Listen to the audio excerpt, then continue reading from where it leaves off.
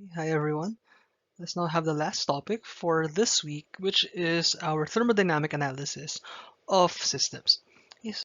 So with thermodynamic analysis, we have our certain objective, which is to determine how efficiently our energy is being used or produced in each step in a cycle or in any process, thermodynamic process.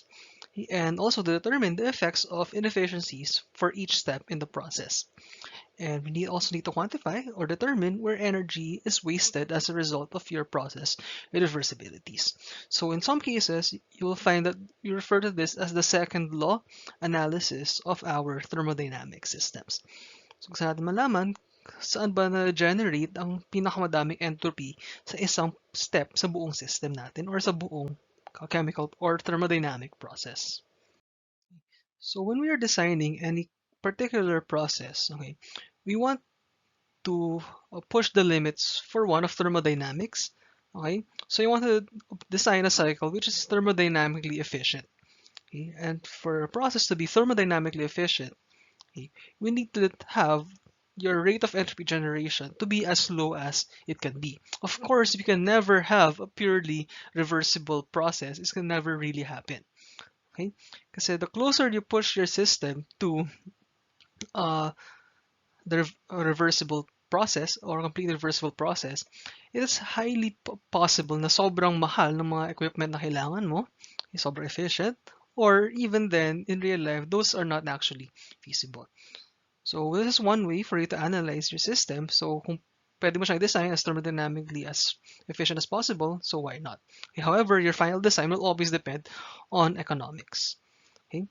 But for thermodynamic efficiency, this allows us to identify major inefficiencies in our process. So we can see kung alin mga process yung nag-generate ng pinakamataas na entropy, and maybe with this, we can use this to increase the efficiency of our process and to further improve our process.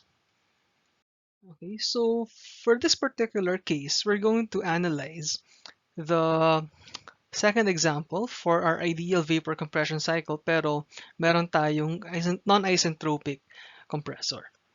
Okay, so para simple lang yung analysis, so we'll use this non-ideal vapor compression cycle, which we have already previously solved. So the condenser, okay, rejects heat to the surroundings at 298 Kelvin, while your cycle maintains a refrigerated space at 263 Kelvin. So ito yung temperature ng ating cold reservoir, and ito yung temperature ng ating hot reservoir. Okay, so from here, determine natin ano yung total entropy generated for each step in the process and kung ano yung step na nag-generate ng pinakamataas na entropy. So in the thermodynamic analysis of all systems, okay, you have to complete first your energy balances. So determine nyo kung ano yung Q, W, and temperature and pressure changes for all steps in the process.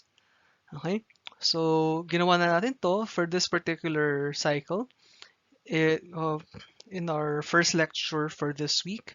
Okay? So now, let's now analyze this using the second law of analysis. Second law of thermodynamics analysis. Okay? So, unahin natin per equipment in the cycle kung ano yung entropy generated sa kanila. So, first, unahin natin sa evaporator. So, for the evaporator, this is state 4 to state 1. Okay? And the total entropy generation of your evaporator, okay, meron tayong entropy generation, okay, from your flow streams. Okay?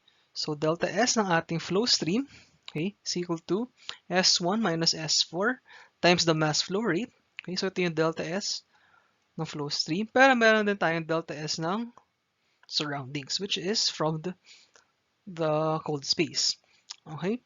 So your refrigerated space natin, this heat is being removed from it at a rate of 7.1855 kilowatts.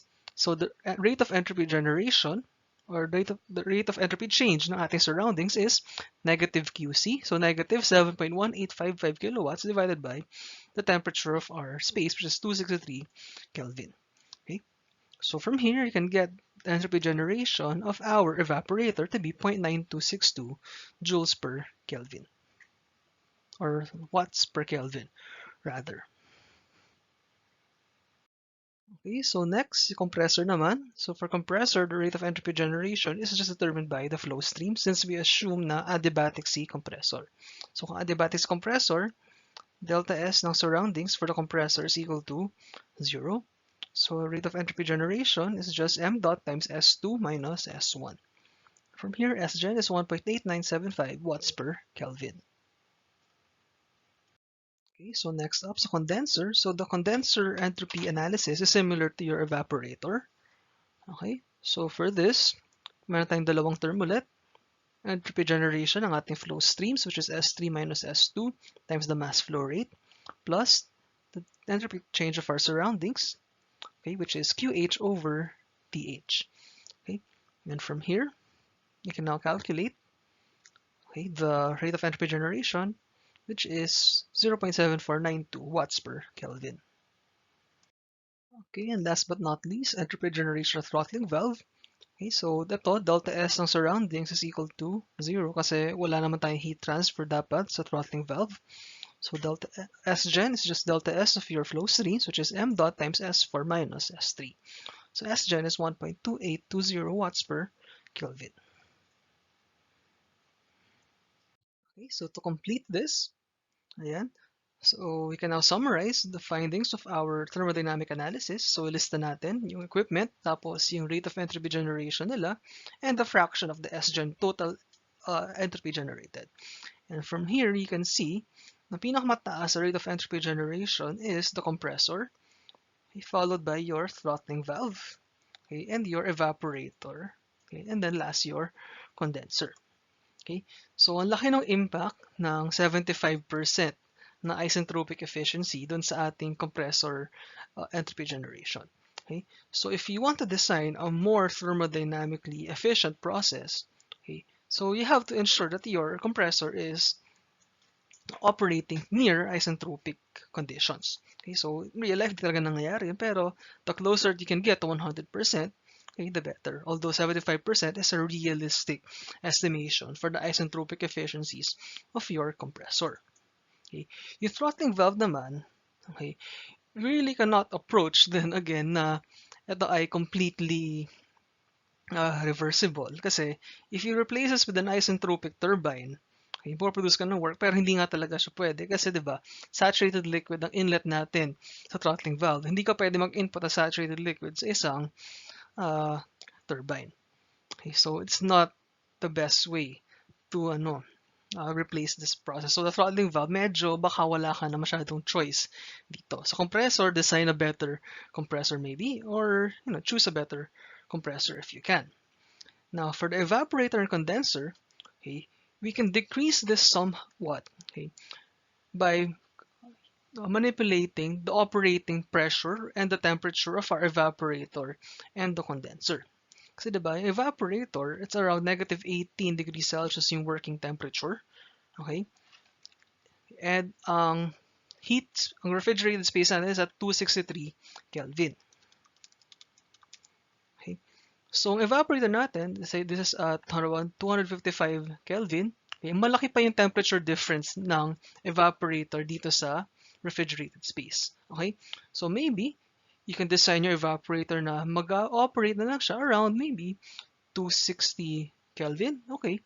Or maybe 258 Kelvin para ma-maintain pa rin yung around 5 degrees Celsius na difference for better heat transfer. Pwede mo siya i-push to 263 Kelvin pero yun nga, wala ka na masyadong heat transfer nun. So, hindi na rin magiging maganda yung performance mo.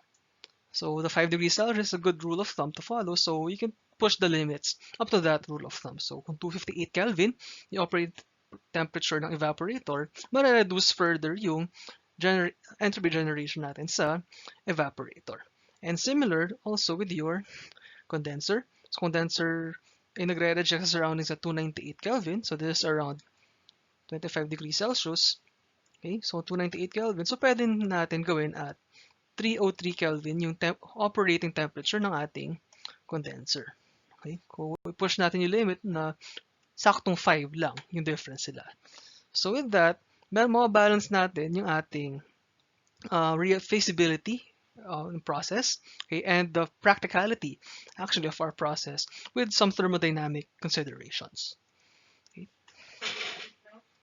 And that's it for this very quick lecture on the thermodynamic analysis of multiple systems. You can actually do this for all your steam power cycles and your other refrigeration cycles which operate on different cycles. So yung cascade natin, tsaka yung multi-stage compression, you can also do the same analysis. Okay, so that's it, and thank you for listening.